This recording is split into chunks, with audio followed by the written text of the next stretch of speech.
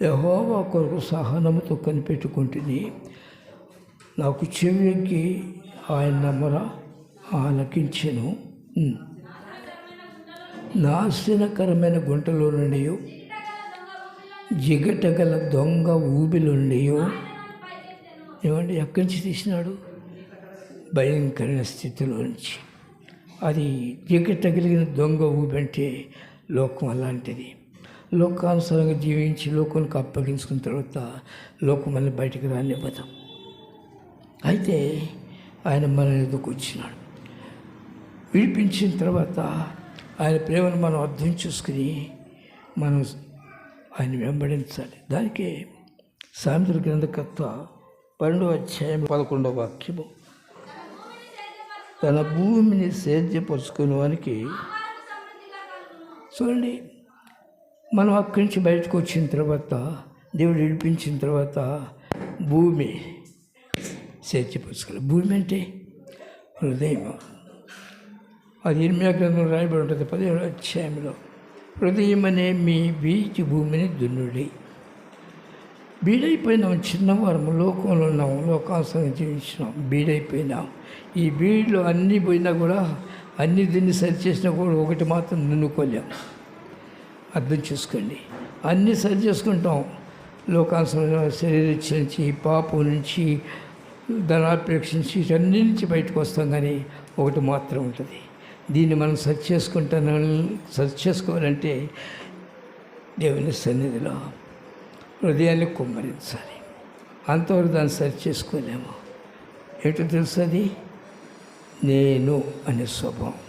ఇది శరీరానుసరణ మనసు, ఇది అర్థం కాదు మనుషులకి. ఈ నేను అనే స్వభావం ఉన్న మనుషుడు మారు మనసు పొందలేడు. నేను అని చెప్పినప్పుడు అతడు పరలోకం నుండి ప్రధానమంత్రి నుంచి కిందకి నెట్టివేయబడినాడు. ఈ నేను, ఇది శత్రు యొక్క స్వభావం. నువ్వు పెద్ద గొడవ విన్నావు అంటే మారు మనసు పొందినావు, దేవుని దగ్గరికి వచ్చినావు, ప్రార్థన చేస్తున్నావు, సాత్వికుడిగా మారాలి. క్రీస్తు నిన్ను అక్కడికి నడిపిస్తానికి లోకంలోకి వచ్చినప్పుడు ఆయన ఏమన్నా అంటే, నేనే మార్గము, నేనే సత్యము, నేనే జీవము, నన్ను వెంబడించండి. ఏమిటా మార్గము?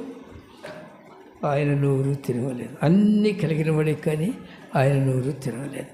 ఆయన సాత్వికుడు, ఆయన దేన మనసు గలవాడు, పాపి పట్ల జాలి దయ కలిగిన వాడు. ఆయన క్రైస్తవుడు.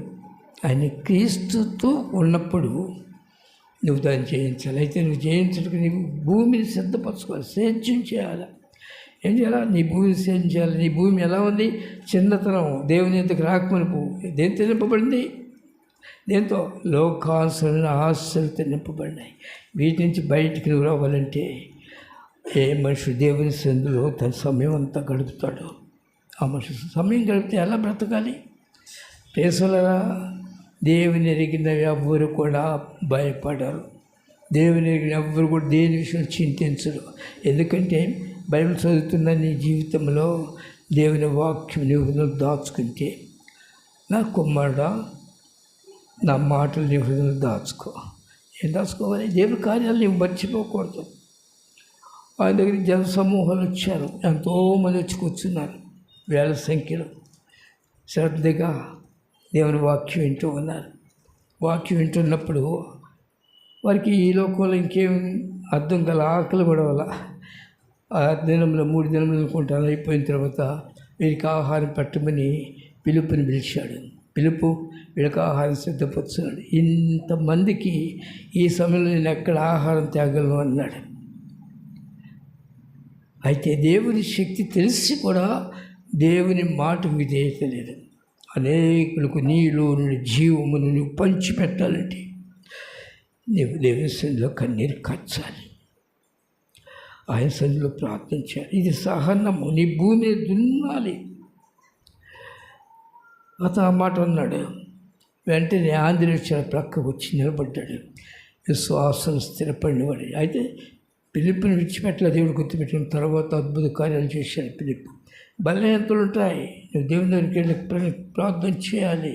నీ బలహీనతలు చెప్పాలి. ప్రార్థన చేయమంటే ప్రభు అబ్రహాంలాగా, ఇస్సాకులాగా అవి నీకు అవసరం లేదు. నీ భూమిని దున్ను, ఎక్కడ ఉన్నావు, ఎలాంటి స్థితిలో ఉన్నావు, గర్వం ఉన్నదా, కోపం ఉన్నదా, అసూయన్నదా, లేకపోతే సమయం అంతా పాడు చేసుకునే ముసలము ముచ్చట్లు ఉన్నాయా, ఎక్కడున్నావు నీకు? ప్రేసలో నిజమైన క్రైస్తవుడు పెద్దవాడైనప్పుడు ఎక్కడుంటాడు? తండ్రి దగ్గరికి వచ్చి తండ్రిని సంతోషపరుస్తూ ఉంటాడు, ఎక్కడికి వెళ్ళాడు. నీ జీవితంలో నిజంగా నువ్వు మారు మనసు పొందింటే చిన్నవారి విషయాలు మాన్యమేయాలి. ఆంధ్రలో ఉన్నాడు అక్కడ, దేవుని కార్యాలన్నీ తెలుసు. ఎప్పుడు వివాహంలో నీళ్ళని ద్రాక్షరసంగా మార్చిన శక్తిమంతుడని తెలుసు. కానీ ఈయనకు అర్థం కాలేదు. ఆంధ్ర వచ్చి అంటాడు, ప్రభా 5 రొట్టెలు 2 చేపలు ఉన్నాయి. ఎలాగా సరిపోతే అనలేదు ఆయన. 5 రొట్టెలు 2 చేపలు ఉన్నాయి అంటే నువ్వు శక్తిమంతుడు, మాకు ఆహారం పెట్టగలవు. విశ్వాసం ఉందా ప్రియ సహోదరుడా? వడ్డించండి. ఏమండి, వడ్డించమన్నాడు. కూర్చోబెట్టి జన్మలు కూర్చోబెట్టి వడ్డించాలి. ఎంతమంది ఉంటారు సుమారు? మీరు లెక్కేయగలరు ఎంతమంది ఉంటారు? స్త్రీలు పిల్లలు కాక 5,000 మంది పురుషులు.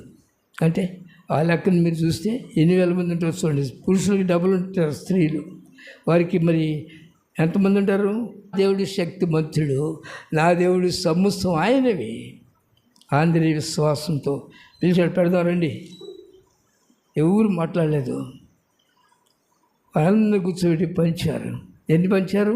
5 రొట్టెలు 2 చేపలు. ఎంతమందికి? 1000 సంఖ్యలో పంచారు. మిగిలినయా తగినయా? విశ్వాసం కావాలి ప్రియ సోదరా. ఎన్ని వేల మంది వచ్చినా దేవుడు చేయగలడు అనే విశ్వాసం నీకు కావాలి. 12 గంపలకు ఎత్తారు. ఆ విశ్వాసం నీకుంటే నేనెందుకు దేవుని కొరకు, నేనెందుకు లోకంలో జీవించాలి, నేను ఇప్పుడు పెద్దవాడిని అయినా కనుక, జ్ఞానం వచ్చింది కనుక ఏం చేయాలా? నా దేవుని దగ్గర కూర్చుని ఆ పెద్దవాని చేష్టలు చేస్తాను. నా దేవుడు నా కొరకు సమస్తము త్యాగం చేసి లోకంలోకి వచ్చాడు. నేను కూడా దేన్ని ప్రేమించను.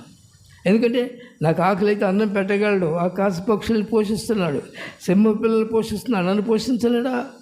అయితే నా పని ఏంటి? నేను ఆయన మహింపరచాలి, ఆయన్నే గర్పరచాలి. ప్రియ సహోదరుడా, ఎలాంటి విశ్వాసం నీలో ఉన్నప్పుడు నువ్వు దేవుని దగ్గర కూర్చుని కన్నీరు కాస్తూ ఉంటావు. ప్రభువా, నేను పెద్దవాడిని అని చెప్పుకుంటాను, కానీ ఇంకా చిన్నవాడి స్వభావం నాలో ఉంది.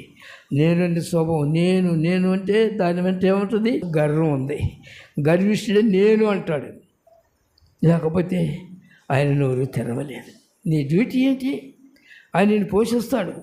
ఆయన మాటలు విని, ఆయన దగ్గర కూర్చుని ఆయన మాటలు విని ఆయన వైపు చేతులెత్తి నీ జీవితాన్ని సరి చేసుకోవాలి.